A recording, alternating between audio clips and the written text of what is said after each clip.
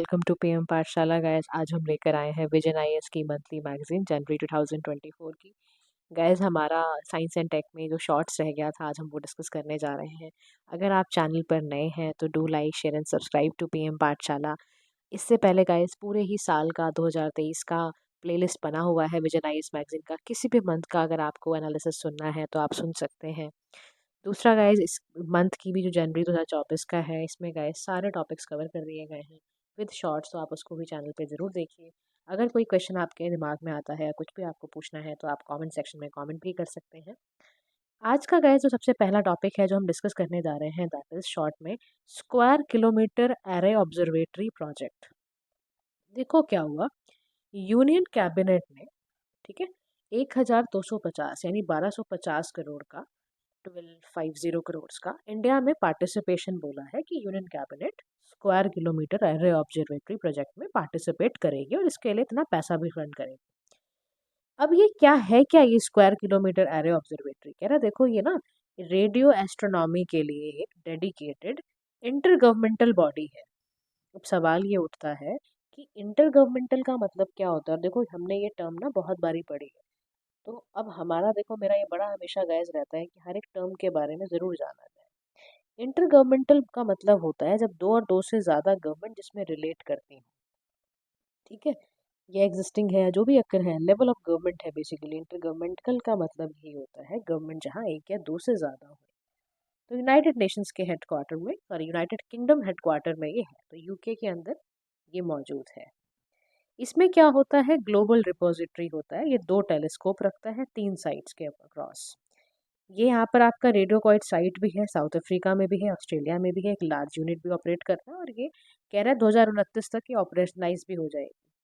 अब ज़रूरत का सवाल देखो क्या है। पहली बात, सबसे बड़ी इंपॉर्टेंट बात, जो एस के ए ओ है यानी स्क्वायर किलोमीटर एरे ऑब्जर्वेटरी है, इसके ऑब्जेक्टिव क्या है, क्यों बनाई गई ऐसी बॉडी। तो कह रहा क्योंकि ना ये जानना था हमें कि इस यूनिवर्स का, इस पूरे ब्रह्मांड का बर्थ कैसे हुआ। ये भी जानना था हमें कि ग्रेविटेशनल वेव्स को कैसे पता चलता है, क्योंकि बहुत सारे स्पेस में ना इनविजिबल रिपल्स आती हैं, उसको ग्रेविटेशनल वेव कह रहे हैं। कह रहा है वो उसके बारे में जानना था। कह रहा है गैलेक्सीज के बारे में जानना था, कॉस्मिक मैग्नेटिज्म के बारे में जानना है, डार्क मैटर जानना है। कह रहा है इन सब की जानकारी के लिए ना, ताकि हम और अच्छे से यूनिवर्स को पढ़ पाए, इसके लिए हमें इसकी ज़रूरत थी। तो इंडिया ने क्या इसको ज्वाइन किया, क्या इंडिया इसका पार्ट है, इंडिया इसका मेंबर है? बिल्कुल है। इंडिया ने इसको ज्वाइन कर लिया था 2012 में ही, एसोसिएट मेंबर है इसका और पार्टिसिपेट करता है इसके प्री कंस्ट्रक्शन फेज में। इंडिया ने बहुत पार्टिसिपेट करा। कह रहा 2022 में इंडिया ने national centre for radio astronomy Pune में इस्टेब्लिश करा है और इसके साइन किया, इसके उसके साथ साइन करके। जाइंट मीटर वेव का रेडियो टेलीस्कोप है, ये भी बहुत बड़ा रोल निभा रहा है। कह रहा इंडिया के कंटेक्स्ट में इंडिया को क्या लाभ है इससे। कह रहा इंडिया को इससे लाभ हो जाएगा कि जो इंडियन एस्ट्रोनॉमर्स है ना, वो डायरेक्ट एक्सेस कर पाएंगे बेस्ट रेडियो टेलीस्कोपी के बारे में और एस्ट्रोनॉमी के बारे में जान पाएंगे। कह रहा इससे टेक्नोलॉजी बढ़ेगी, हमारे एंटीना अच्छे हो जाएंगे, हमारा इलेक्ट्रॉनिक सिस्टम अच्छा होगा, हमारे सॉफ्टवेयर अच्छे होंगे और हमारा एआई अच्छा हो जाएगा। इसीलिए इंडिया ने इसको लॉन्च किया है, इसीलिए इंडिया इस पर वर्क कर रहा है। समझ रहे हो आप? हर न्यूज़ के पीछे गाइस ऐसा सोचा करो कि ये बॉडी आई क्यों और इससे रिलेशन क्या है, इंडिया का क्या रिलेशन है, ये ज़रूर सोचना है। क्योंकि अगर ये चीज़ें आप सोच बैठोगे तो आंसर्स अच्छा अपने आप लिखने लग जाओगे, प्रीलिम्स के क्वेश्चंस अपने आप सॉल्व हो जाएंगे। ठीक है। अब ना इंडिया में ना सिंटेक्स दिया जाता है डिमेरिट गुड पे। सिंटेक्स का मतलब समझो, देखो जब ना कोई भी सर्विस, कोई भी गुड ना सोशली डेट्रीमेंटल हो, एग्जाम्पल के तौर पर टोबैको खाया, तो आपको क्या लगता है उसके सोशल बेनिफिट है कुछ? टोबैको खाते हो आप, अल्कोहल पीते हो, सिगरेट वगैरह लेते हो, तो सारे के सारे सिन गुड्स है ना, लेकिन इनके सिंटेक्स लेते हैं हम, है ना। प्रेजेंटली हमारा एडिटेड बेवरेजेस है इंडिया में, respective of quantum of added sugar हमने टैक्स लगा रखा है, उसका भी जीएसटी हमने उस पर 28% लगा रखा है। हाई फैट शुगर टैक्स भी लेते हैं। कह रहे हमारा ना एक केरला है, केरला में फैट टैक्स तेल लगता है, 2016 से ले रहे हैं वो, जीएसटी लगाते हैं इस पे, बाद में इनकॉर्पोरेट हुआ तो जीएसटी लगने लगा।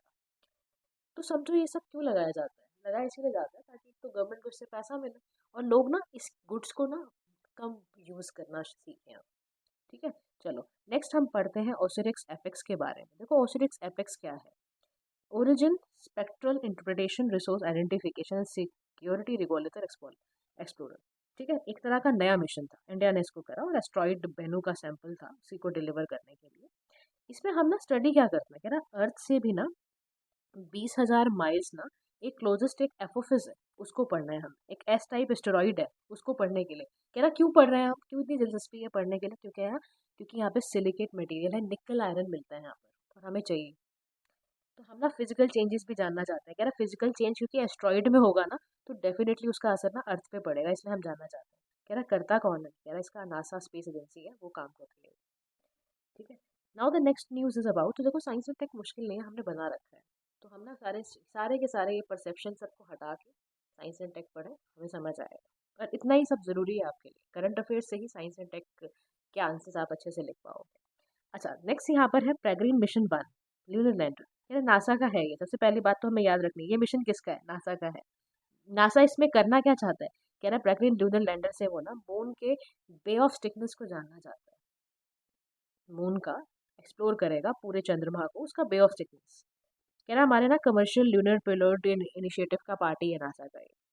तो कह रहा हम ना इसके तहत चाहते ये हैं, हमारा साइंटिफिक गोल ये है कि हम ना ल्यूनर का एक्सोस्फेयर को एनालाइज करें, यानी कि उसके बाहर बाहर का पूरा पार्ट चेक करें। पार्टनरशिप की है उन्होंने कमर्शियल एंटिटीज के साथ भी। इसकी ना थर्मल प्रॉपर्टी जान लें कि यहाँ पे कितना हाइड्रोजन का कंटेंट है, यहाँ मैग्नेटिक फील्ड्स को पढ़ लें। बे ऑफ थिकनेस जो है बेसिकली इसको साइनस विस्कोसिटीज रीजन भी बोलते हैं। ये वो रीजन है मून का जहाँ पर ना आपके ग्रूट से मतलब हो सकता है, guys I am not spelling well, ocean of storms के आसपास वाला रीजन है ये, जो कि मून के एडजेसेंट लाई करता है। कह रहा उस रीजन को हम स्टडी करना चाहते हैं, ताकि हमें लूनर का एक्सो प्लानट्स पता चले, हमें एक्सोस्फेयर का पता चले, हमें हाइड्रोजन कंटेंट पता है, हमें बाहर का मतलब मून के ना बाहर वाले पार्ट का समझ आए। ठीक है, इतना ही काम कर रहा है mission. Now next news about slim, smart lander for investigating. देखो एक जापान का है, ये ध्यान रखना है कि स्लिम किसका पार्ट है। अभी हमने जो पढ़ा वो वाला क्यूरोसिटी एक्स किसका पार्ट था, ये ध्यान रखना है कि ये ना हमारा 5th जापान का पार्ट है। जापान ना ल्यूनर स्पेस पे जाना चाहता है, क्योंकि ना इंडिया यूएस और रशिया चाइना जा चुके हैं, तो ये भी चाहते हैं, जापान वाले भी जाना चाहते हैं। ये पिन पॉइंट टेक्नोलॉजी है, लैंड करेगा और 100 मीटर्स को ना टारगेट कर रहे हैं ये। और आज अगर इसको अचीव कर लेता है तो मून स्निपर कहलाएंगे। जक्सा कर रही है इस पे काम, इसमें मून का पूरा प्लानट जानना, उसके लाइटर एक्सप्लोरेशन पे जानने के लिए काम किया जा रहा है। तो स्लिम कौन है? जापान लेकर आया। ठीक है, मून के इन्वेस्टिगेशन के। G-20 बहुत सुना होगा आपने, इंडिया ने यूज़ करा स्पेस एक्स फैल्कन रॉक जो 9 रॉकेट था उसके तहत। 2024 तक हमारा प्लान है, और द फर्स्ट टाइम हमारा जो न्यू स्पेस इंडिया लिमिटेड है वो ये लॉन्च कर रहा है। G-20 जो है वो G-N2 को ही रीनेम करा गया है। हाई थ्रू आउट के बैंड इसमें सैटेलाइट यूज़ करे गए हैं। सेटेलाइट में 4700 kg का वेट है इसके अंदर। और ये ना रिमोट और अनकनेक्टेड रीजन्स को ना डिमांड को फुलफिल करने के लिए बनाया जा रहा है। ये बहुत हैवी है, but it much heavier than आपके जितने भी लॉन्चिंग व्हीकल्स आज तक हुए हैं, उससे भी ज़्यादा हैवी है। ठीक है। अब G-20 ना सेकंड डिमांड ड्राइवन है, यहाँ पे पहले ही बहुत काम हो गया। देखो इंडिया ना 2020 में ही ना स्पेस सेक्टर में बहुत सारे रिफॉर्म्स चाहता था, तो उस रिफॉर्म्स का ये भी एक पार्ट था। NSIL का बॉडी का ध्यान रखना, इसरो का एक पार्ट है। ये सेंट्रल पब्लिक सेक्टर एंटरप्राइज है, गवर्नमेंट की इंस्टीट्यूशन है, और इसमें सैटेलाइट्स ओन करना, लॉन्च सर्विसेज प्रोवाइड करना, ये सारा इसका काम होता है। Now the next is about feast. क्या है feast? Finite elements analysis of structure. Vikram भाई साराभाई जो आपका स्पेस सेंटर है ना इसरो का, उन्होंने लॉन्च करा है। कंप्यूटराइज मेथड है ये बेसिकली, और इसमें ये प्रिडिक्ट किया जाएगा कि रियल वर्ल्ड फोर्सेस को क्या क्या चीज़ें रिएक्ट कराती हैं। कह रहा जैसे देखो आप ना, फाइनाइट जो एलिमेंट एनालिसिस करने जा रहा है ये, उसमें रॉकेट को देखेगा, एयरक्राफ्ट की मदद लेगा, बिल्डिंग सेटेलाइट की मदद से ही करेगा। तो फिर ये उस पर डिपेंड है पूरा का पूरा, और ये लीडिंग सेंटर का इस पर काम कर रहा है, इसका काम ही यही है डिज़ाइन एंड डेवलप करना, तो उसी अकॉर्डिंग काम करेगा। फिर नेक्स्ट न्यूज़ आपकी आती है किलोनोवा एक्सप्लोजन के बारे में। देखो जरा जरा से क्वेश्चन है गाइस, प्रीलिम्स में आपसे पूछ सकते हैं। तो ये भी रिसर्चर की एक टीम गई किलोनोवा, बेसिकली ना ब्राइट ब्लास्ट हुआ था, इलेक्ट्रोमैग्नेटिक रेडिएशन उसमें से निकली थी, बहुत सारी न्यूट्रॉन स्टार, 2 से ज़्यादा न्यूट्रॉन स्टार्स निकले, फिर वो आपस में कोलाइड हुए। तो न्यूट्रॉन स्टार क्या होता है? जब कोई भी स्टार का मास ना सन से बड़ा हो, 1.44 टाइम जब बड़ा होता है ना, तो उसको न्यूट्रॉन स्टार बोलते हैं। इसमें से कई सारी गैसेस भी निकलती हैं। तो डेंसेस्ट ऑब्जेक्ट होता है कॉस्मोस का, इसलिए हम इसकी पढ़ाई कर रहे हैं, क्योंकि हमें ज़्यादा जानना है यूनिवर्स के बारे में, इसलिए। अच्छा, कैमिलोन जो आपका ट्रोजन के बारे में यहाँ बात कर रहा है, ये साइबर सिक्योरिटी का है। अब देखो ये आ जाएगा कि क्या है ये। साइबर सिक्योरिटी रिसर्चर है, वार्निंग है, नया तरह का मालवेयर है ये, जो लेजिटमेट एंड्रॉइड ऐप्स पे जाकर आपकी कोड और पूरे ना बैकग्राउंड में चलता रहता है, और एक्सेसिबिलिटी जो आपकी सर्विसेज है सारी की सारी डिसेबल कर देता है, बायोमेट्रिक ऑथेंटिकेशन सारा का सारा। ये आपके क्या करता है, आपके जितने भी पासवर्ड होते हैं ना फ़ोन वोन के, वो सब चुरा लेगा ये। तो ध्यान रखना है कैमिलॉन ट्रोजन के बारे में। ठीक है। Now the next is direct to cell. क्या है ये? स्पेस एक्स की अमेरिकन कंपनी है, उसने लॉन्च करा। इसका काम क्या है? सैटेलाइट्स को एडवांस करना। करंट कम्युनिकेशन सिस्टम को जो हमारा लैंड बेस्ड टावर पे चलता है, उसको ये चाहता है कि डायरेक्ट सैटेलाइट ब्रॉडबैंड हो, इंटरनेट ऑफ थिंग्स आके हमारा और अच्छा वर्क कर पाए। और आईओटी क्या है? आईओटी डिवाइसेस, इसमें सेंसर, सॉफ्टवेयर, नेटवर्क कनेक्टिविटी जुड़ा हुआ है, जिसमें कि आप बहुत अच्छा एक आईओटी सिस्टम से आप घर बैठे ही देखो, आप घर बैठे हुए हो, आप भूल गए हो लाइट्स बंद करना, अब आप बाहर जा रहे हो, you are in the car, car में आपको याद है ओ शिट, ये पर्टिकुलर लाइट तो जल रही है, तो आप वहीं से ही सेंसर्स के थ्रू आप बंद कर सकते हो। आपको वापस घर आके लॉक खोल के करने की जरूरत नहीं है, लॉक्स भी नहीं करना, आप तो घर ना आईओटी की मदद से लॉक हो जाते हैं। फिर रिवाइज्ड फार्मा मैन्युफैक्चरिंग रूल्स आए हैं, ये बड़े इंपॉर्टेंट है जानना।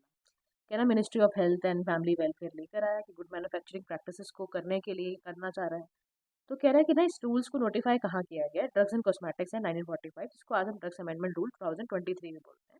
इसमें ना शेड्यूल बना रखा है, पूरा प्रिस्क्राइब करा हुआ है सारा का सारा। तो इन्होंने ना क्या क्या बनाया, इन्होंने ना पूरी नई कैटेगरी बना दी है नए ड्रग्स की, ताकि आपको जो हमने बोला ना, एंटीबायोटिक, आपका रेजिस्टेंस एएमआर का प्रॉब्लम आ रहा है, वो सारी प्रॉब्लम्स को दूर करने के लिए हमने क्या करा है, सबसे पहले ना ड्रग्स की कैटेगरी बनाई है, जैसे सेक्स हार्मोन्स के लिए, स्टेरॉइड, साइटोटॉक्सिक, ये सब के लिए ना हमने कैटेगरी बनाई है। फिर हमने कहा है कि हम ये बोल रहे हैं कि 6 से 12 महीने तक लार्ज जो मैन्युफैक्चरर्स हैं, जिनका 250 करोड़ से भी ज़्यादा टर्नओवर है, उनको ये तब लगेगा, टाइम लगेगा। और एमएसएमई को, जिसको कि है, उनसे रिस्पेक्टिवली हम 6 से 12 महीने में इसको कंप्लीट करवाएंगे, इम्प्लीमेंट करवाएंगे। लाइसेंसिंग अथॉरिटीज़ को बोला है कि ड्रग्स को बार बार रिकॉल करो, और कोई मैकेनिज्म इन्फॉर्म करने का जो नहीं है उसको प्रेजेंट करो। फिर जैसे कुछ क्वालिटी असेसमेंट सेंटर्स बना लिए हैं, कुछ क्वालिटी रिस्क मैनेजमेंट के लिए ना कंप्यूटराइज कर दिया सारे ड्रग्स सिस्टम को। तो इसका तो वही करने के लिए कि फार्मेसी सिस्टम हमारा और अच्छा हो जाए। अच्छा देखो, इसमें ना आपका एक काम आया, जीएमपी, गुड मैन्युफैक्चरिंग प्रैक्टिसेस के लिए ना, देखो हम ना कंसिस्टेंटली काम कर रहे हैं कि हम ना सेट क्वालिटी स्टैंडर्ड पे काम करें। और हमारा जीएमपी जो है पहले ही 1988 में आ चुका है। तो हम चाहते हैं कि डब्ल्यूएचओ का जो स्टैंडर्ड है ना, वो हमारा जीएमपी फॉलो करे। ठीक है। उसके बाद हमारा आता है Havisure indigenously develop hepatitis A vaccine के बारे में। राइट, सो ना ये पहला इंडिजिनियसली वैक्सीन है, और ये डेवलप हुआ था बाय इंडियन इम्यूनोलॉजिस्ट थे, और उसके थ्रू ये डेवलप करा गया। और ये 2 डोज वैक्सीन होती है, जिसमें पहला डोज 12 महीने जब बच्चा होता है उसको तब दिया जाता है। सेकंड डोज तब दी जाती है एटलीस्ट जब 6 महीने का, 6 महीने के बाद फर्स्ट डोज जैसे लग गई ना, मतलब जनवरी में लगी है, तो जून वून में लगवा लो आप दूसरी डोज भी। ठीक है। और ऑल्सो रिकमेंड करा जाता है, जिस व्यक्ति को कोई रिस्क और ट्रेवल का एक्सपोजर हेपेटाइटिस हाई जिसका है, उसको मना करा जाता है। देखो हेपेटाइटिस में होता क्या है, हमारा जो लीवर है ना, वो सूजन में आ जाता है, उसको इन्फ्लेमेशन हो जाती है। बहुत सारे इन्फेक्टिव वायरसेस की वजह से हो सकता है, नॉन इन्फेक्टिव वायरसेस की वजह से भी हो सकता है। अच्छा, ये बहुत ज़रूरी है जानना, आज मैं आपको बता दूं। हेपेटाइटिस के जो प्रकार है ना गाइस, कई बार एग्जाम के पॉइंट ऑफ व्यू से बड़ा ट्रिगर करते हैं एग्जाम्स में।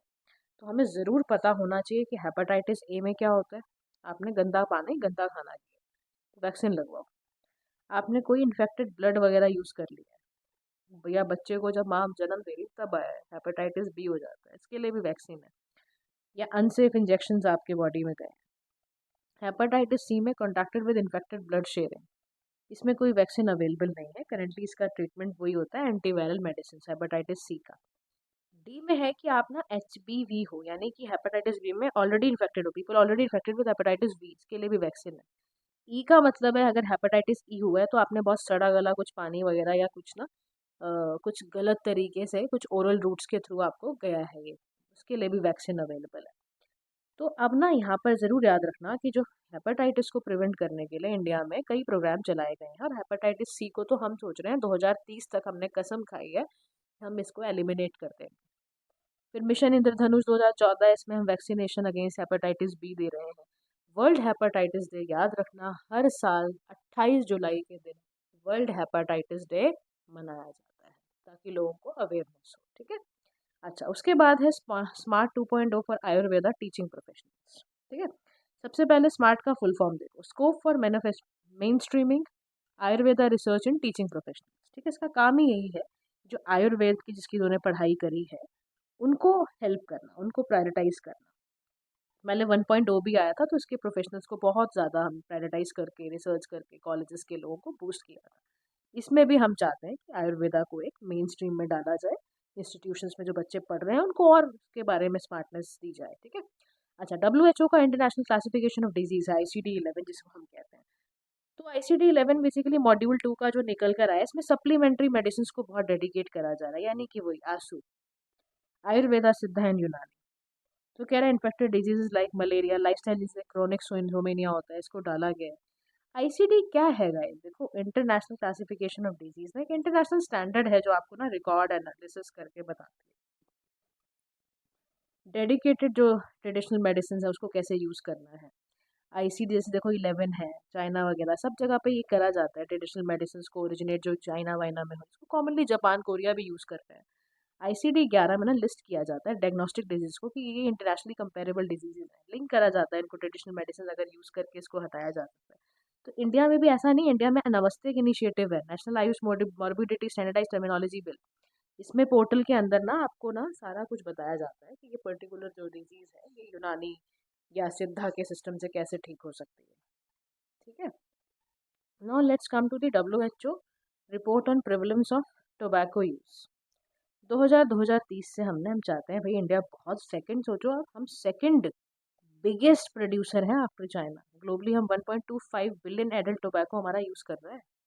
हमारा एडल्ट सोचो आप, नियरली 267 बिलियन एडल्ट जो हमारा 15 से बड़े हैं वो खा रहे हैं। और मेन हमारे टोबैको प्रोड्यूसिंग स्टेट क्या है? Gujarat, Andhra Pradesh, UP, Karnataka, West Bengal. Tobacco एक drought tolerant, hardy and short duration crop है जो सॉइल्स में उगाई जाती है। Where other crops can not be cultivated for profitability. Profitable आपको यही उगानी पड़ेगी, टोबैको ही उगाना, तंबाकू ही उगाना पड़ेगा। तो याद रखना इसके फीचर्स के बारे में। अच्छा, रिपोर्ट में ना ये बोला जा रहा है, WHO ने रिपोर्ट निकाली तो कह रहा है कि डिक्लाइन तो हुआ है कुछ, तो कह रहा है 37 मिलियन जो आपके एडोलेसेंट्स हैं वो करेंटली ले रहे हैं। अब टोबैको खाने से क्यों मना किया जाता है बताओ आप? टोबैको खाने से मना इसलिए किया जाता है कि मोर देन 8 मिलियन पीपल हर साल आपको मार रहा है ये। 80 लाख लोग आपके मर रहे हैं, हार्ट डिजीज हो रही है, लंग डिसऑर्डर, कैंसर से मर रहे हैं। 1.3 जो नॉन स्मोकर हैं, पर वो भी सेकंड हैंड स्मोक की वजह से, एक तरह से उनका सेकंड हैंड स्मोक है ये टोबैको खाना। आपके ये सारे की स्मोकिंग कॉस्ट जो होती है ये आपके $1 ट्रिलियन खत्म कर रही है, प्रोडक्टिविटी को ले डूब रही है। क्या ना, आप कैसे सोच सकते हो कि इतनी अच्छी होगी ये? फिर डिफॉरेस्टेशन ड्यू टू कल्टीवेशन। तो कह रहा है इंडिया ने ऐसे कौन से इनिशिएटिव लिए हैं? तो कह रहा हमने ना NTCP यानी नेशनल टोबैको कंट्रोल प्रोग्राम चलाया। तो उसका ग्लोबल इनिशिएटिव भी है, हम खत्म करें। एम्पावर हमने WHO ने करा, monitor, protect, offer, warn, enforce and raise, taxes raise कर दो इस पे। तो इसीलिए हम सिंटैक्स तो लगाते ही हैं, बट उससे भी काम नहीं चल रहा है। We have to do something अच्छा सा कुछ। तो लोगों को पता ही नहीं चलता, वो टोबैको खाए जा रहे हैं, बीड़ी सिगरेट पीते जा रहे हैं, तो उससे ना ये सब चीज़ें होती हैं। अच्छा, डिजीज एक्स क्या है? वर्ल्ड इकोनॉमिक फोरम का क्या है, लेकिन थ्योरेटिकल टर्म है, एक्स मतलब होता है अनएक्सपेक्टेड। WHO ने डिजीज एक्स को 2018 में इंट्रोड्यूस किया, कहा एक ऐसे पैथोजन जिनका हमें पता ही नहीं और वो सीरियस एपेडेमिक कर देंगे, हमें पता ही नहीं चलेगा। तो कह रहा है इबोला, जाइका, ये सब जिका वायरस, सॉरी नॉट जाइका, जिका या आपके इबोला वायरस, ये सारे के सारे इस लिस्ट में प्रायोरिटाइज करे गए हैं। बायो इमेजिंग बैंक्स हैं, मुंबई का टाटा मेमोरियल हॉस्पिटल उसको लगाया गया है bio imaging bank for cancer के लिए। ऐसे हॉस्पिटल जिनमें डीप लर्निंग AI का इस्तेमाल करा जा रहा है, जिनकी जो रेडियोलॉजी, जो पैथोलॉजी इमेजेस हैं वो और ज़्यादा अच्छी हैं, क्लिनिकल इन्फॉर्मेशन और अच्छी हैं। तो AI के एल्गोरिथम में क्या पता लगाया जा रहा है? कैंसर का डिटेक्शन। ठीक है, तो याद रखना हमारा मुंबई के अंदर टाटा मेमोरियल हॉस्पिटल में लगाया गया है। ठीक है, new treatment regiment for leprosy, ministry of healthcare ने ये नई लेकर आए हैं। लेप्रोसी को हम साइंटिफिक भाषा में हैंसेंस डिजीज भी कहते हैं। देखो लेप्रोसी होती क्या है, इसको हम कुष्ठ रोग भी कहते हैं। क्रॉनिक इन्फेक्टियस डिजीज है guys, bacteria called Mycobacterium leprae के कारण होती है। इससे आपकी स्किन खराब होती है, आपकी पेरिफेरल नर्व्स खराब होती हैं, आपका जो रेस्पिरेटरी ट्रैक्ट है पर वो उसमें म्यूकस भर जाता है, आइस पे इफेक्ट पड़ सकता है। अब इसका ट्रांसमिशन कैसे होता है? कह रहा किसी की ना ड्रॉप गिर गई, कम्युनिकेबल है काइंड ऑफ, नोज या माउथ से निकला कुछ, क्लोज कॉन्टैक्ट हुआ, आप अनट्रीट करा आपने तो आपका ये काम से क्यूरेबल है। लेकिन अगर आप मल्टी ड्रग थेरेपी कर लेते हो तो क्यूरेबल है। तो दो तरह से है इसमें, पॉसिबेसिलरी केसेस हैं इसमें, फ्यूअर बैक्टीरिया विजिबल्स हैं, कोई साइन या एडवांस डिजीज के। मल्टी सेलुलरी पेशेंट्स हैं, उनके अंदर है ये चीज़ें। अच्छा, उसके बाद है नया ट्रीटमेंट क्या लगाएं, तो मिनिस्ट्री ने डिसाइड करा 3 ड्रग रेजिमेंट हम इसमें देंगे लेप्रोसी के लिए, मल्टी ड्रग थेरेपी लगाएंगे। तो रिसेंट स्टेप लिए गए, national strategic plan road map तैयार करा गया इसके लिए। नेशनल लेप्रोसी एरेडिकेशन प्रोग्राम तैयार करा गया, निकुष्ट 2.0 पोर्टल तैयार करा गया। क्या आज की डेट में इंडिया का पता है क्या स्टेटस है? इंडिया ने एलिमिनेट कर दिया है। पब्लिक हेल्थ प्रॉब्लम हमारे देश में अब ये नहीं रही है। WHO के क्राइटेरिया के अकॉर्डिंग अगर एक 10,000 पॉपुलेशन में एक से भी कम केस आ रहा है तो आप समझो एलिमिनेट हो चुके हैं, और हमने 2005 में ये काम कर लिया था। फिर अब नेक्स्ट आता है बबल बेबी सिंड्रोम। नाम बड़ा अच्छा लग रहा होगा आपको, लेकिन 2 मंथ की बहुत छोटी सी बच्ची थी, उसको ये होता है। अब उसकी वजह से बेचारी को ना बैन नैरो ट्रांसप्लांट इतनी छोटी सी उम्र में कराना पड़ रहा है। Voluntary donor became the youngest to receive bone marrow transplant from a voluntary donor। सोचो आप, सिवियर कंबाइंड इम्यूनोलॉजी डिफिशिएंसी, इसको रेयर जेनेटिक डिसऑर्डर कहते हैं, जिससे आपका पूरा गंदी तरह से, जिसको कहते हैं ना, इम्यून सिस्टम अफेक्ट करता है। अब भी बच्चा जो है उसकी फंक्शनल इम्यून सिस्टम रहेगी नहीं, एक्सट्रीमली वो आपको परेशान करेगा, लाइफ थ्रेटनिंग होता है, ध्यान रखना। और इसमें आपके वाइट सेल ब्लड सेल नहीं रह जाते, lymphocyte T cells B cells नहीं होते, स्टेम सेल ट्रांसप्लांटेशन है ये। फिर नेक्स्ट टॉपिक आता है स्टील स्लैग रोड टेक्नोलॉजी। ये डब्ल्यू ने यूज़ कर रहे हैं, कंस्ट्रक्ट कर रहे हैं 1 किलोमीटर का ये पूरा 4 lane steel slag road, NH86 Mumbai to Goa वाला। NH सॉरी ये 66 है गाइस। बॉर्डर रोड ऑर्गेनाइजेशन इस पे काम कर रही है, अरुणाचल प्रदेश में भी हमारी कोशिश है। और this project under the initiative waste to wealth वाला क्लीन इंडिया कैंपेन में चल रहा है, स्टील स्लैग रोड टेक्नोलॉजी। ठीक है, तो NH66 कहाँ जाता है? Mumbai to Goa. Steel slag में होता क्या है, ये सवाल है देखो आपके लिए। इसमें क्या करते हैं, जो स्टील के फर्नेस होते हैं ना, जहाँ स्टील को भट्टी में जला जला के उसके जो स्लैग निकलता है, उसको मॉल्टन करके उसकी जो इम्प्योरिटी होती है ना, यानी जो स्लाइस स्लेल क्या है, नॉन मेटलिक ग्लासी मटेरियल सा होता है, इसमें कैल्शियम मैग्नीशियम मैग्नीज और एल्यूमिनियम के कुछ सिलिकेट होते हैं, कंबाइंड होता है, रोड कंस्ट्रक्शन के लिए बेहतरीन है। कैसे? कह रहा स्टील स्लैग ना, एक तो रिमूव कर देगा सारी इम्प्योरिटी मेटल कंटेंट को। फिर जब आप इसको सुपीरियर मैकेनिकल प्रॉपर्टी हो जाएगी, नेचुरल एग्रीगेट में भी नहीं इतनी होती है, तो बिटुमिनस और सीमेंट का ना मेल होता है इसके अंदर, तो उससे बहुत अच्छी सड़कें बनती हैं। फिर कॉस्ट एफिशिएंसी है, वही बात हमारी है ना, कॉस्ट बच गई हमारी, 30% कॉस्ट बच गई। ड्यूरेबिलिटी है, सालों साल चलेंगे रोड्स, कन्वेंशनल रोड्स को भी है एकदम सरपास कर दिया इसने। अबेंडेंट इंडिया वर्ल्ड का सेकंड लार्जेस्ट स्टील प्रोड्यूसर है, तो स्टील स्लैग भी तो बहुत निकलेगा, तो यूज़ करो सड़कों पे।